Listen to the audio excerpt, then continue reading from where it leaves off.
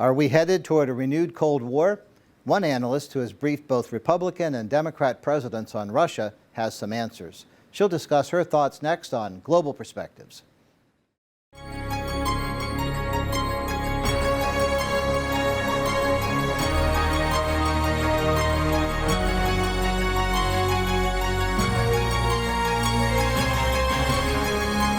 This is Global Perspectives with Pulitzer Prize-winning commentator John Bercia. Welcome to Global Perspectives. Just what is going on in the mind of Russian President Vladimir Putin? Fiona Hill, who heads the Center on the United States and Europe at the Brookings Institution, has a better understanding of this situation than most. She is the co-author of Mr. Putin, Operative in the Kremlin. Welcome to the show, Fiona. Thanks, John. Tell us about what's going on in Russia. Everyone is confused, situation is changing rapidly, and yet you're not surprised because this is the kind of thing that you would imagine might happen. When you look at Russia today, you have to try to imagine to yourself, what would a country look like if it was run by a former KGB agent? And I think that what we're seeing today with all kinds of clandestine activity, all kinds of mysterious men taking over Crimea, the peninsula attached to Ukraine, and essentially affecting the situation on the ground so that later Russia can annex it. And then the kind of speeches that we've had coming out of President Vladimir Putin about the justification for Russia's takeover of Crimea, going back into the long history of grievances against the West, dating back to the collapse of the Soviet Union, and even going back many centuries before, really, a long perspective on Russian history. This is the kind of thing that you would have imagined from someone who has seen themselves as a servant of the state, and as someone from an institution that sees themselves also as the defender of that state. In the Soviet era, the KGB used to think of itself as the sword and the shield of the system and of the state, the Soviet state, and then the Russian state after the Soviet Union collapsed. That's the emblem of the KGB. And Putin is the kind of person who he talks about this throughout his whole life, who wanted to serve the state, who wanted to actually join the KGB. He has a story about how he was a very young man and actually went to his local office of the KGB and actually said, hey, I'd like to join up. And they told him, well, young man, before you get to that stage, you ought to go off and get an education. They even gave him some advice about what he should study, which was law at Leningrad State University. That's today St. Petersburg University.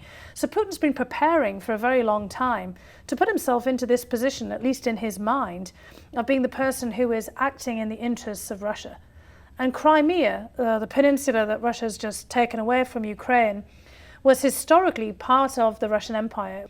And ever since the collapse of the Soviet Union, which Putin has declared to be one of the greatest catastrophes of the 20th century in a very famous speech a few years ago, there's been a great desire on the part not just of Russian nationalists, but of really the body politic to have Crimea back within Russia. So what is he trying to do? Obviously he can't reestablish the Soviet Union, but he sees that period as the glory days of his country's past. How does he return to the glory days without sparking a conflict with the United States and other Western countries? Well, this is where Putin is trying to rely on the skills that he did learn in the KGB, which is doing things very quietly, covertly, without attracting an awful lot of attention, and also doing it in a way that can be justified from the outside so that you don't really see the heavy hand really manipulating everything. What we saw in Crimea was really a stealth invasion. In many respects, the Russians were able to deny there was an invasion at all. There were mysteriously, extraordinarily well-equipped and very disciplined men. The Ukrainians would jokingly call them the little men in green, as if they were sort of aliens coming from Mars, because they had no insignias on their uniforms. They denied that they were part of any kind of Russian or other services.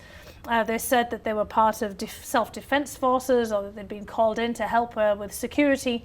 It's also it's been very well a very well executed, very well thought out operation, intended to avoid confrontation, intended to avoid the kinds of scenes that we saw in 2008 when the Russians really did invade Georgia in response and in retaliation to some Georgian action in the breakaway Republic of South Ossetia. This is very different. It's all been done by manipulating the situation on the ground, by acting in close coordination with groups of disaffected citizens, with members of local administrations and other organisations on the ground in Crimea and Ukraine who actually have their own interests, their own vested interests in joining with Russia. So the whole idea here, in Putin's mind and in those of people around him, is try to recreate the Russian state as they see it. It's the great power that existed not just in the Soviet period, but in the period of the Russian Empire. What Putin is trying to do is essentially regain traditional Russian lands. And that's why we've heard so much being made of the Russian-speaking population of Crimea and also of eastern and southern Ukraine. So he's not trying to recreate the Soviet Union with the old Soviet system. What it's more is a revisionist exercise, exercise in irredentism, in other words, recapturing lands that have traditionally been part of the larger Russian state. Now, you were not surprised by what happened, but the average viewer of this show probably had no idea that the Russians were engaged in this type of activity. Their attention was focused on the Olympics, and all of a sudden the Olympics are over and this crisis emerges. And you're suggesting that this was all very, very carefully planned and timed. I don't think that we actually had a specific date that this was planned for. I think an opportunity arose, and there was a lot of preparation of the ground, of the possibility of doing something when an opportunity arose. If we look back to the early 1990s under Boris Yeltsin, who was Mr. Putin's predecessor as president, the first president of an independent Russia after the collapse of the Soviet state, you actually see in the early 1990s that under Yeltsin there were many attempts that were instituted to try to take Crimea back. There were many claims made against Crimea. There were many efforts made to destabilize the Ukrainian government. And those actually persisted behind the scenes for some considerable period of time. Even in the 2000s, when Mr. Putin first came in office, there were lots of claims made to Crimea by the Russian Parliament, the Russian Duma, also by Mayor Lushkov, who was then the mayor of Moscow. So at all points there were very strong signals sent that Russia had not given up its claims to Crimea, even if it might have signed a number of agreements with Ukraine, at least nominally recognizing Ukraine's independent borders. What we didn't see, however, was a real opportunity and a capacity to be able to do something. When Russia moved in 2008 into Georgia, there were lots of problems with its military. Russia spent the last several years actually revamping its military, looking at the weaknesses that were basically revealed by some of the inadequacies and failures of the war in Georgia. It actually was more difficult for them to subjugate the Georgians than might have been anticipated. They actually had some quite heavy losses, and their troops didn't perform particularly well. They've fixed a lot of those problems. They've focused on these highly mobile, well-equipped, very well-trained, extremely well-disciplined soldiers, these elite units that we've seen in action. And they've also tried to figure out how they can do things differently. So over the last several years, they've been reducing vulnerabilities, playing to their strengths, and waiting for the next opportunity to arise. And the opportunity was given to them entirely by the Ukrainians. So it's really the result of mismanagement, poor governance, high corruption, and great deal of dissatisfaction in Ukraine that gave Putin and Russia the opportunity, essentially in February of this year, to take action in Ukraine. They've waited a long time for this. There wasn't an opportunity to actually act in 2008 when they took the opportunity in Ukraine. So I don't think that there was a planning anywhere that said on this specific date we're going to do something, but there was certainly a readiness to act when the opportunity arose and to be as well prepared as they could be, given the failures back in the 1990s and earlier, to really affect their interests, to really be able to do something that would move the situation in their favor. When you listen to Mr. Putin's version of things, or the Russian perspective on this issue, and then you listen to the Ukrainian perspective and the Western perspective, it seems to be a totally different subject. And yet, based on what you've just said, we are looking at the same subject from very, very different places on the table.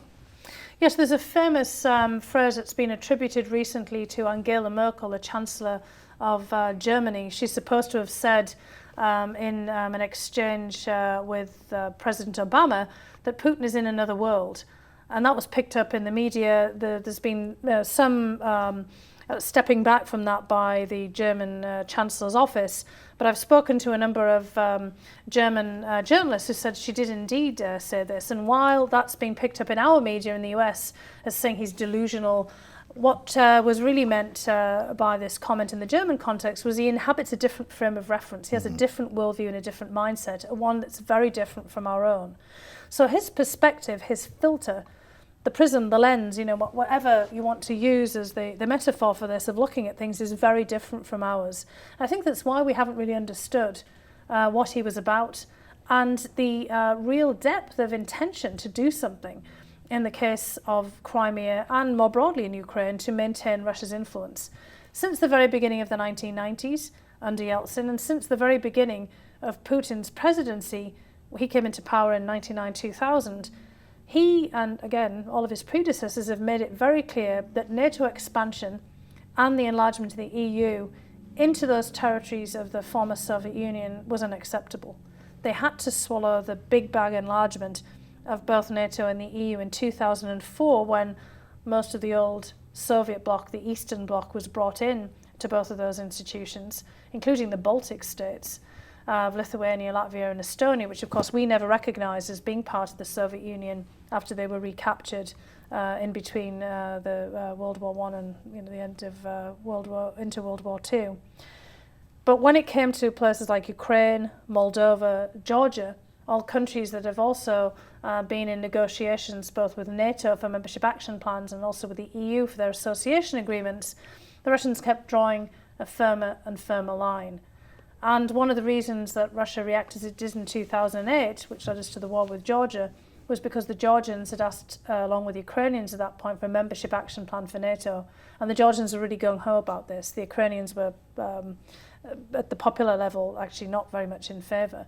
So there was no need actually then to act.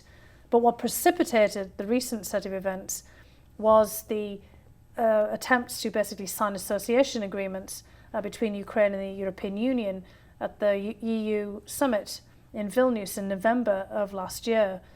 Armenia was also slated to sign one of these agreements, and the Russians put a lot of pressure on the Armenians, and they actually pulled back from signing an agreement.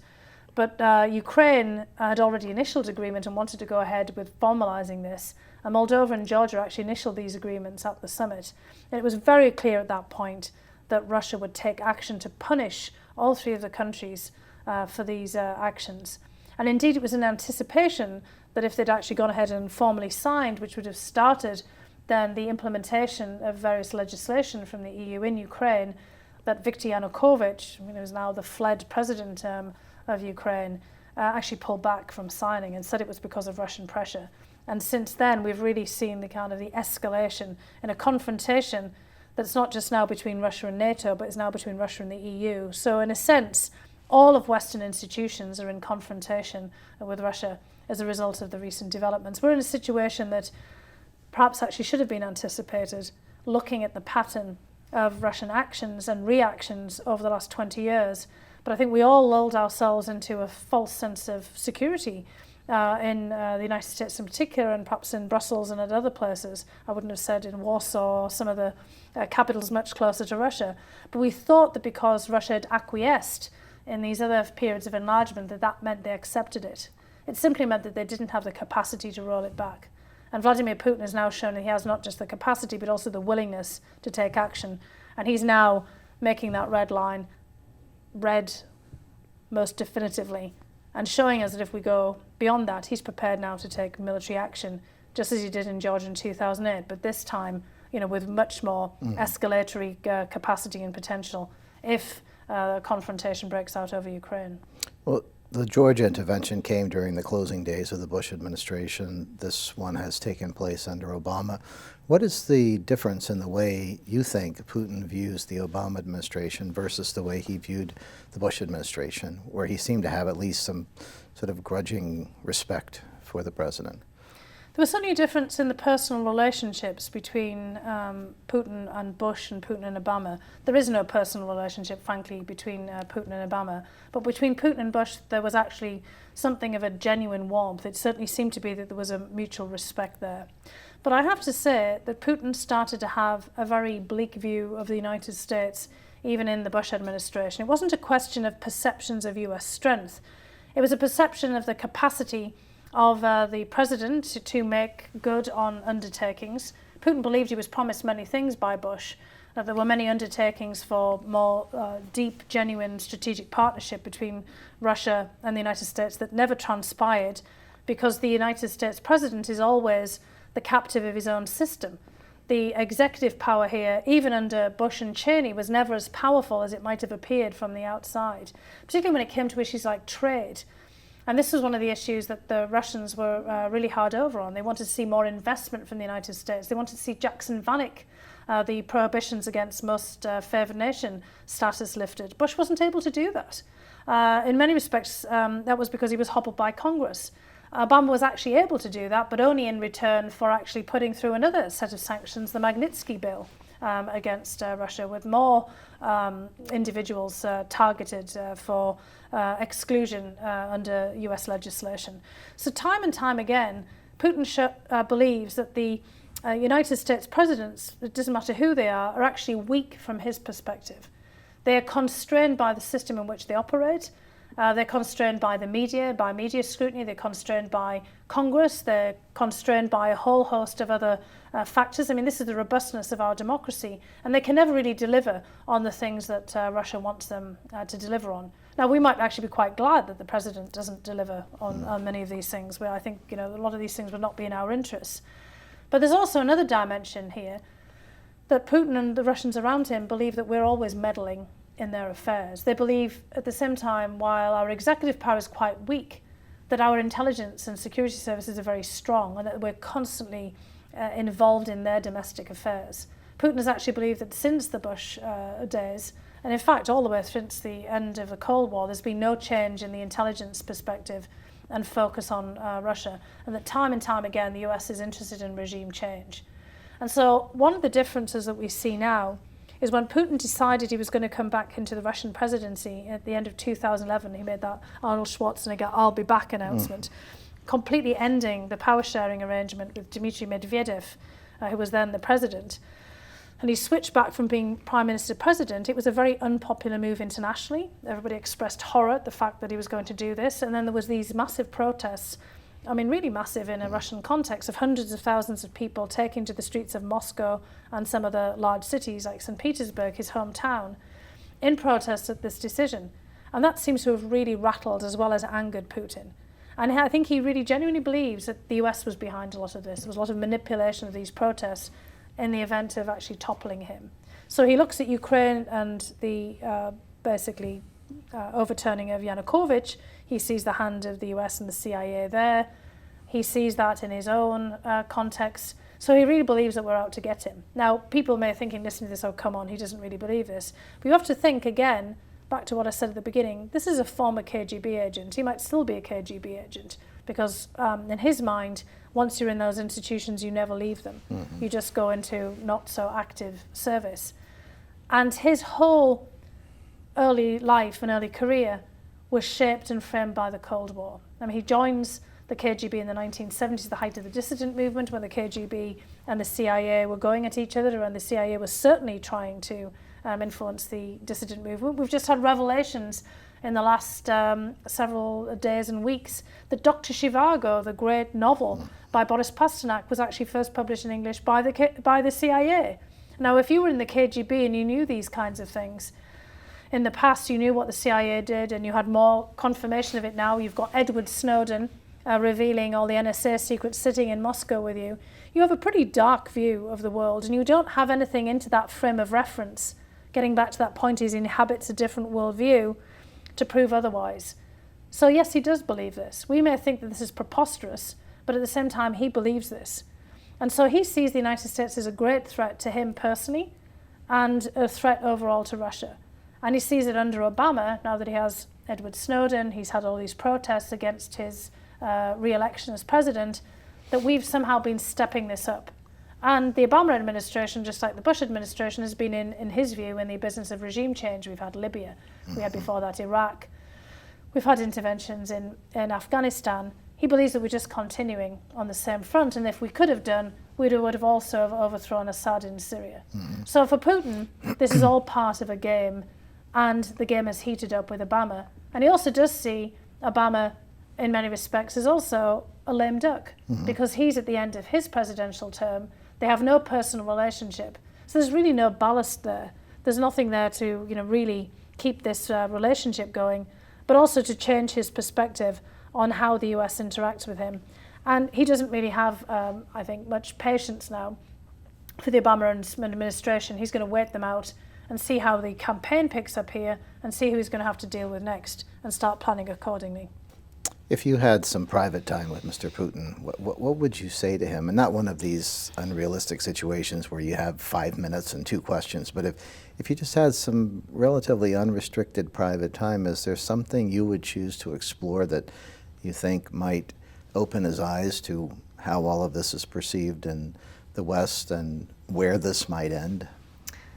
Yeah, I mean, it really would be trying to get to the crux of this issue about why we have a collision of worldviews, and to explain to him in some fashion, if one could, and it's always very difficult to find the right kind of language for this in the right context, about why he actually is misreading the intent of the West right now, and why the current situation that we're in is so dangerous.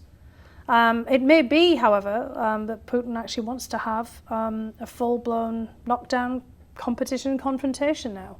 And that would also be an important thing to really kind of gauge. I think a lot of the stuff that he has done so far is very much motivated by domestic politics and really trying to feel out what he's most concerned about on the domestic front. I mean, there are 3 things that Putin has had to contend with recently. Before the Sochi Olympics and before all the events in Ukraine, his popularity was in decline. Now, he still is extraordinarily popular by any kind of measure.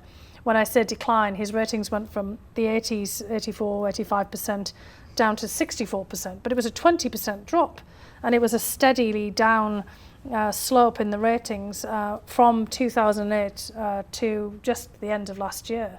Sochi Olympics and the events in Crimea and Ukraine have boosted him up by at least 10 percentage points in the last several months. It's been a real boost. But the overall trajectory is indicative of the fact that the longer you are in office, the staler you become as a political figure. It doesn't matter who you are.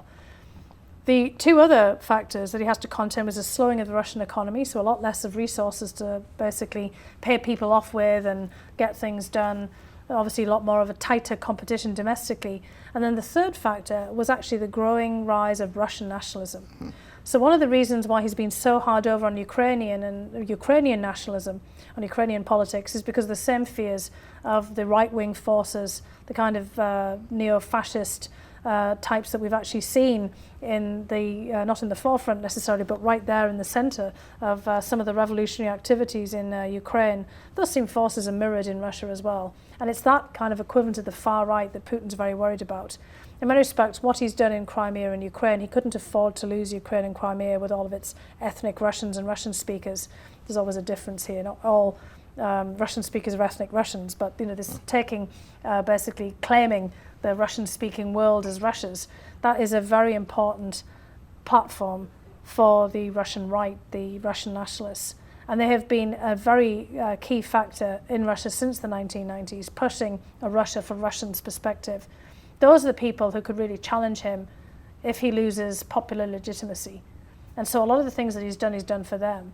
That being the case, when there's so much of a domestic imperative to do things, it becomes much more difficult for us to find a way of finding a common language. Right. I mean, just like President Obama has to always cast off and push off and address complaints from the right, the left, and every angle here in the United States, Putin has to do the same thing. So we also have a clash of different domestic perspectives. I mean, I think we're all being pushed by our own internal forces, and we have to find a way of making those kinds of things clear and seeing if there's some way out of this impasse that's short of basically full-scale military action or a full-scale economic war, which could be ruinous not just to Russia, but also ultimately to Europe, where the bulk of the economic interaction is with Russia.